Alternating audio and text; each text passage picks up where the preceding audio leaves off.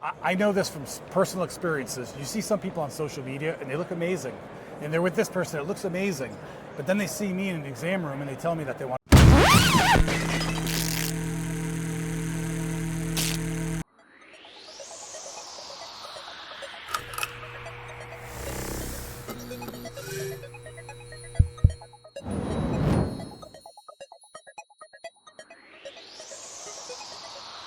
Welcome back, everyone. We're here live on location at the MSP Expo in Fort Lauderdale, brought to you by the Managed Service Provider Association of America. Of course. I'm here with a very special guest. You're not going to want to miss a second of this.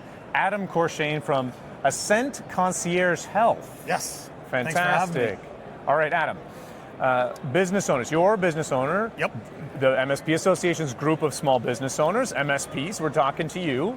We're entrepreneurs that love to invest everything into our business. Our time, our money, too much of the money sometimes, our time, but also our health. Yes. Whether consciously or unconsciously, our health is being invested into this business, which is a quickly depletable resource that when you go too far can't be replenished. Tell us your story on how you combat that. Okay, so for me, I've been in medicine for just about 20 years. I think I'm on my 20th year. And I've run around, I've worked in hospitals, I've worked in pediatrics, geriatrics, I'm an Army PA. And probably about 7 years ago, I said, I can't do this anymore. It's just, we're not taking good care of each other. So that's when I started doing things a little differently. So I stopped working with insurance and I started taking better care of people. So I guess that's the start. And then from there, more and more, I said, I could take good care of, Mike's broken problem, and we're really good at that. But as we dig deeper and deeper, I'd rather not have problems. Like, how about we go for health, be optimal, that kind of stuff. In the medical model, is it good or is it bad? And the answer is, well, it depends on what you have. If I have a heart attack, 911, it's a great place to be. Western medicine is amazing at acute care. But chronic care, it's abysmal. So if you know anyone in your life who has a chronic issue, it could be obesity, fatigue, blood pressure, cholesterol, diabetes, who got healthier? And the answer is they might have gotten a little things that got better controlled, but they didn't get rid of it. And most of these things we can. Probably 95% of these things we can reverse. So for me, that's the challenge. And the idea is, in the medical model, we can look at your 10-year cardiac risk score. Like, that's important. You're a young guy. What about your 40-year cardiac risk score? On average, the last 10 years of your life are going to be pretty rough. You're going to be fighting disease. So that's something you look forward to. Or, we can have lifespan, how long you're on Earth, and health span, how long you're healthy. And if we can have those be pretty darn close, now we have healthy, happy humans. Okay, so we're probably talking about at least two personas here. Yep. The business owner that's burning out. They may not have hit rock bottom, but they're like an outsider can definitely see that they're on the downward swing. Yep. They're high with the stress hormones. Of course. Or you have the second persona of business owner that's like the A type that wants to get better. And we were having this conversation in the car on the way here because I'm trying to get the free advice while I have you. So talk to both of those. Let's start with the person that's burning out. Okay, you're the medical professional. You can tell they're burning out whether they can see it or not yet. What is the word to them? So I'll answer a little sideways because I think maybe what we're asking is, how do we tell more obviously that you're not awesome? Because if you've hit rock bottom, you've hit it. And even in the medical world, we have, we use it burnout or moral injury, like I just can't do it anymore. But if I'm not ready to admit that, sometimes we check extensive lab work. And if it turns out, there's the obvious labs, how's your cholesterol and what's your blood pressure, and those are important. How are your inflammation markers? What's your vitamin D level? How are your sex hormones? All of these things are so important. And for a lot of the tech industry, we like objective data. How do you measure it? So I call labs, the extensive labs that we do, I call it a report card. So if we come back, and a lot of people will interpret that and say, yeah, your labs are in the range, you're okay. Like, where did that range come from? And I can't remember if I said this to you this morning. The range came from who had a heartbeat. So if you have cancer, part of the range. if you're the most sick person you've ever met, part of the range. You're talking about like the statistical spread. Yep. It includes too many people, not just the persona. Right. Best segmented for your patient. So when you look in your labs, it doesn't say healthy range, it says reference range, so human. Okay, this isn't a histogram, this is just the x-axis. Yes. Okay. So what you ask your people is, am I in the optimal range? And they'll probably be like, sure, yeah, you're in the range. But we like to dig really deep. I don't want to be just average. Average? Like I said, 10 years of suffering. Right. That's right. pretty average. So I tell people, for me, the day I die, the day before, I want to go for a hike and say, okay, now it's my time, as opposed to I'm back in a bed for 10 years. But to answer your question about the tech people, we've had so many people that we've met at these events who say, yeah, I don't know if I can do it anymore. Like I said, that's the obvious one. Right. That you're suffering. But for the other people, and I don't mean to call anyone out, but how many people do we meet at these events that are, the one thing you can see is weight. Yeah. So a lot of people are really overweight. How many people are on their second, third, fourth marriage? Mm-hmm. That doesn't scream emotional stability. And there's many, many reasons. I'm not judging anything, but just how are things? How are your relationship with your kids? Those things are really important. And that should be part of a healthy human. Right. We are relationship builders. Yeah, and it is a part of the image that you present to others, and not just about weight, but more about adding to your confidence. Yes. Right? Your mental foundation. Yes, good, yes. Keep me on track, because I can babble for years about this stuff. And I always tell people, I know this from personal experiences. You see some people on social media, and they look amazing. And they're with this person, it looks amazing. But then they see me in an exam room and they tell me that they want to kill themselves. Or they're depressed. Sure. So like our outward appearance is merely the tip of the iceberg of our who's prettier, persona. not this guy. But behind the scenes is all the other stuff. So for me, it's became a passion is how do we optimize this animal? We're Homo sapien. We are animals. So part of it is live more like an animal. So, we need to eat nutrition that's proper, physical activity, sleep, stress relief, sense of purpose. Like why are you really doing this? Okay, let's talk to the tech brains. Okay, yes. Okay, there's tons of MSPs on this channel. They got the tech brains, great. How do you phrase it like that to them? You talked a little bit about the emotional and social aspect of health. Yes. Give us some practical advice here. Okay, yep, I can do that. So the labs, that report card, that's something I can print out. I write all over it. We go through those things. Wearables, like I'm wearing an Oura ring. I've got a Garmin watch. What do those do? What's that giving you? So, because we love throwing money at problems. How do you differentiate just like paying to make this go away with your eyes closed to something that's meaningful?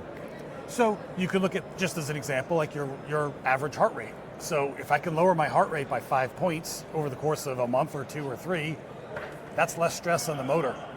So we can do that sort of stuff. Or you and I were chatting about sleep, and if you go out for that work meeting and have 8 drinks, you can track your sleep, and maybe it's worse. And again, I always tell patients, don't listen to me, listen to your body. So if you can have data. That's a cliche that people hear, and I'm sure that the process-oriented tech minds are going to scoff at that. Like, listen to your body. What does that mean? Like, if we're talking about the wearables, that's fun because it gives you a little consumerism itch too. What should we be looking at? Like, let's talk about the sleep, because that's what we were talking about this morning. So, and I'm one of those people, like my body doesn't speak to me very well, so I want to measure things. So I have people use 8 Sleep or a chili pad on your bed, change temperature, and it measures things that you can measure, a heart rate, how much you're asleep, sleep efficiency, your REM sleep, your deep sleep. You can measure all these things.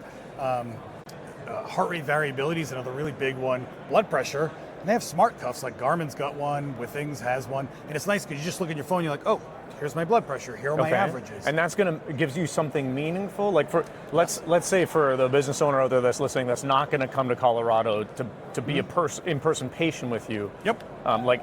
We're not getting an affiliate kickback from Garmin or any of these sleep trackers, but is that a meaningful thing that they should consider? It is.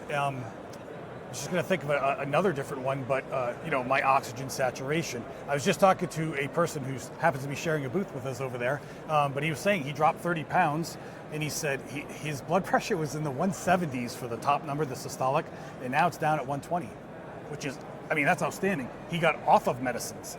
That's I didn't do it. Right. He did it with someone else. That's an outstanding story. That is it. So. And how did he achieve that? He got his hormones optimized. He started eating different food and started moving. Okay. Yeah. Again, so all basic things, but it takes both an emotional and time commitment. Because, like if you're falling into the trough of, Yes. I don't have time, Yep. you got to make time. It's tough because I can tell you there are times when me running 2 to 3 businesses and all that stuff and having a family and trying to be married and have 4 dogs, there are days like, and honestly, like the sense of purpose part and the stress part, there are some days when I've said, not today. Today is the day for grace. Like just, nope, get home, have some food, maybe watch a show. That's it. But on the other days, like I'm a guy, right? I used to say, 90 minutes for a workout. I've only got an hour. I'm going to do nothing. And it's silly. So like I've struggled with this, but there are days when I'm like, I've got 23 minutes. I can do some push-ups and pull-ups in the basement for 23 minutes. Yeah. It's way more than 0. Right. And then the whole day, you're just like, yeah, I feel a bit better. Okay. So yeah, I don't know if that answers So that I mean, question. those are basic tips. Like, Yep. I don't think you're the first person to tell someone listening to get active. That's a basic tip. What do you see as the trigger that gets people to finally come to you? Because a lot of what we're saying is common knowledge. Like Yes. they're hearing it from everyone. Everyone's Yep. telling you, get active, get fit, move around, whatever, drink water. What triggers someone to finally come to you? Because that might help person listening relate to that. Okay, so, and I'll tell you, sometimes it really is that simple. But the thing is to say, what can you not do? So if you decide you don't want to go running this afternoon, you decided, don't do it. But if you say you can't, well, now you put a limit. And you can't go up the stairs anymore. And you can't get a good night's sleep without those medicines. And you can't. We're starting to separate that health span and that lifespan. So when you slow down long enough to say, I can no longer, can you go running around the woods with your friends? Sounds like children, but we do that with the Army people. That when you notice, and people in general are getting that frustrated just with regular medicine too, because you go in, it's a waste of time. They're like, yeah, we checked your basic labs, they look fine, have a good day. It's a waste. People are getting frustrated. So even just within business and then health, are you settling, and is there more that you want to do? Okay, so you're talking about self-identifying a limitation of capacity. You're in your entrepreneurial journey where now you start seeing that there are some physical limitations, or probably the most likely marker here is that you're constantly fatigued. Yep. Right? Yes. So because I see that in other entrepreneurs. You see, like, I'm tired all the time. I don't have time to work out because by the end of the night I'm burnt out. So that's a clear red flag that's raised. Yes, and I challenge people a lot, even in our practice. I talk about ancestral medicine, meaning Homo sapien. This has been around about 250,000 years. So when you're 80, should you get a special bed, or should you still be crouching down and playing with the children? Like when we look at cultures where, Aboriginal cultures and all that stuff, like, yeah, they're still carrying heavy stuff, walking with the tribe, and they can crouch with their butt close to the ground like a 2-year-old. That's a really good skill. If you can't do that, something's off. Maybe that's a good challenge. Is can you sit in a chair, cross one ankle across the other one without picking it up? Can you just cross If that's your leg? screening test, you might be losing a bunch of people. But you know we what? live different lives now. We're very sedentary. How has the work from home impacted our physical well-being through the lens that you have? So, working from home can be amazing. I work from home some days. I love it. So there's simple things you can do, like if you're working from a desk all day long, you can stand up. You can even get a $150 treadmill and walk if you're not talking to people. Because I think that would be like at least North American cultural shift that has happened recently. Like prior to COVID, we were moving more because we at least had to commute. Right? So we're moving more, and we have to walk to the water tower, if you work in the office. But now we're all working at home. You can stay in a chair for 8 or 9 hours, Yes. and then move to a couch. So a simple thing to do with that is even if you have a step counter. Yeah. There are days when I've worked from home, and to me this is horrifying. I like a minimum of 10,000 steps. Yeah. What are you at now? I'm at 6. I'm at a message on my screen. Oh yeah, I'm at 6 too. But there have been days I'm working from home and it's noon and I'm like, I don't have 1,000 steps. Like, oh my gosh. I had patient appointments, doing all these things. So it's an opportunity. It's such a great opportunity if you're not wasting 2 hours commuting. Anyway. Okay. All right. So big takeaway here is There may be two types of personas that we can identify. The entrepreneur that's investing their body into the business. Yes. And they're not winning the ROI battle there. So they're depleting more than replenishing. Yes. That's an important person to take note, because if you're investing it in, that's great. Like, the business is benefiting from that. But if it's a depleting resource, you're going to run out. Yep. Right? So the message to them there is, you can continue investing it. Just make sure you invest in replenishing, yes, so that you can continue. You know, otherwise you don't get to the burnout dead end, pun intended. Yeah. Or the entrepreneur that maybe have some more stability but wants to take it to the next level. Same type of messaging. There's opportunities with you or with others that where yes, you know, you can have a quantitative assessment, your report card, yep, to show you and hit that technical mind, to give you practical steps on what to follow, whether it's augmented by wearables, you know, to give you the bell and whistle, definitely, or just with, you know, through a healthcare coach that takes you through the process. Yes, and I'll say this: a lot of people, it's never too late. And I say that to people who've had heart attacks. Like, if you still have a heartbeat, we can keep moving forward. You're just a little off track, but we'll get you back. But with the people that say in 15 years they're going to retire and then we're going to do great stuff, it's like, you're not going to be able to walk at that point. Right, if you're burnt out there, then what was it for? Yeah, exactly. So I'm grinding, I think you're grinding, keep going. But also, one of my jobs is to take care of me. And we say this a lot to our people. So we can keep grinding, you know, like the business is a marathon. Oh gosh, no one's winning the sprint race to the end. You'll run out. It's a marathon. So you got to be able to hunker down and keep going. Time is our most valuable weapon. It is, and why are we doing what we're doing? That's the sense of purpose part. So it's either your friends, your family, your goldfish, whatever it is. You want to be there for them and be able to have fun. Wonderful. All right. Yeah. Adam, thank you for joining us from Ascent Concierge Medicine. Yes. Nailed it. All right, we're here live on location at the MSP Expo in Fort Lauderdale. All of these shows have been brought to you by the Managed Service Provider Association of America. Adam, thanks again for joining us. Thanks for having me.